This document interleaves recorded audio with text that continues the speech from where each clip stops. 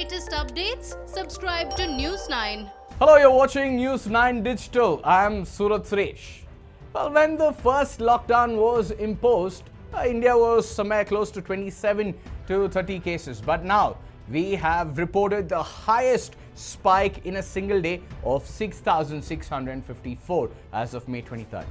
Well, with that, the tally has surpassed the 1 lakh margin with 1,25,000 odd cases being reported in India, the highest ever, and over 3,720 people succumbing to COVID-19. Despite us surpassing the 1 lakh tally, and even though the active cases are way beyond the Italy as well as Spain's tally here, one question which remains unanswered is whether India has actually reached the stage 3 of COVID-19 transmission, that is the community transmission. While Indian government has been stating that no, we are in stage 2 of local transmission because we are seeing cluster cases, we are seeing that the cases are localized and we are trying to contain the virus. Probably even the World Health Organization has agreed with this. And why we say this is because a recent COVID-19 situation report for May 23rd has been released by World Health Organization, which states and which has classified several of the southeastern countries into several categories, and India has been classified under the cluster of cases category. Now, firstly, we have to understand what is cluster of cases. Has there been a definition which has been given? No. World Health Organization, in fact, has not given any particular definition or specific definition for cluster transmission.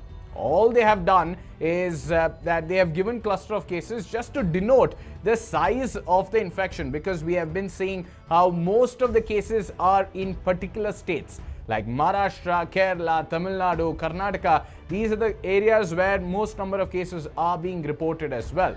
And not just that, cluster cases are being reported, that is cluster of cases being reported. 80% of the cases are being reported from 5 districts across India. This is what a study has said. So that is why World Health Organization has considered all of this and has called India cluster of cases. Now, it is not just India, several other countries fall under this category. Let's just go stepwise here. There are other countries like Bangladesh, Thailand, Maldives, Sri Lanka, Myanmar, and Timor-Leste. So these are the other countries which fall under the cluster of cases. Why have they been classified under this category is because Bangladesh has reported over 30,205 cases with 432 people succumbing to COVID-19. Well, that is a small number if you consider the fatality rate. On the other hand, Thailand has reported 3,040 positive cases with only 56 people succumbing to COVID-19. Probably a smaller number as compared to India, because we are nearing the 2000 now, not yet reached the 2000 mark. Thailand, on the other hand, Maldives has reported 1,274 cases with only 4 people succumbing to COVID-19. So that means the recovery rate and the fatality rate is quite low. That shows that it's much better than India.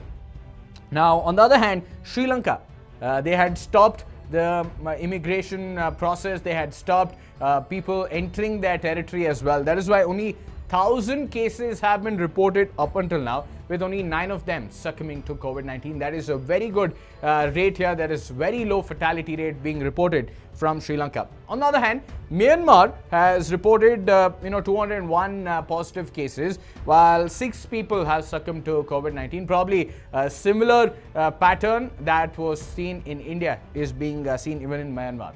So these are the countries which fall under the cluster of cases. Now, Nepal and Bhutan, which have reported 402 and 21 cases each. They have been categorized under the sporadic cases. That is, the number of cases being reported is quite high, with the cases being spread all across their country, and it is not just one case or one region that it is confined to. It is spread across the country. That is why it has been termed as sporadic cases.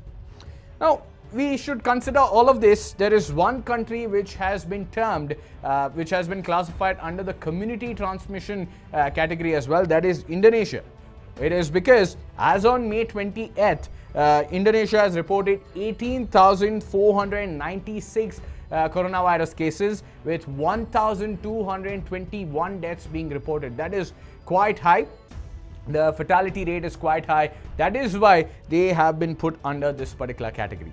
Now, you might ask, has India actually fared well? Probably we have actually not entered the community transmission phase. Well, answer is quite simple. Virologists, epidemiologists, all of them have been asking this question because the cases are on the rise. The cases have been showing SARS infection as one of the symptoms, or influenza-like illness as another symptom. Not just that, they are trying to trace out contacts where no contact history or travel history is even seen. So what are those cases? Where will those cases find a mention, and which category will they fall under is what the virologists and the epidemiologists have been mentioning. Apart from that, there has been massive sanitization drive which has been taken up, and not just that, contact tracing has been taken up, and also isolation of infected patients have been taken up. But this particular question being asked by the virologists and epidemiologists is the cause of concern. Have we actually entered community transmission? What do you feel? Are you ready to accept what the World Health Organization has actually said? Are you agreeing with what the Indian government has been saying about the community transmission? Or do you actually have that doubt whether or not we have entered community transmission? That is the stage 3 of the transmission of COVID-19. Well, leave your opinions and the comments down below. Also, if you like this video, like, share and subscribe to our channel on all the social media platforms. Up until then, we'll see you next time. Thank you for watching.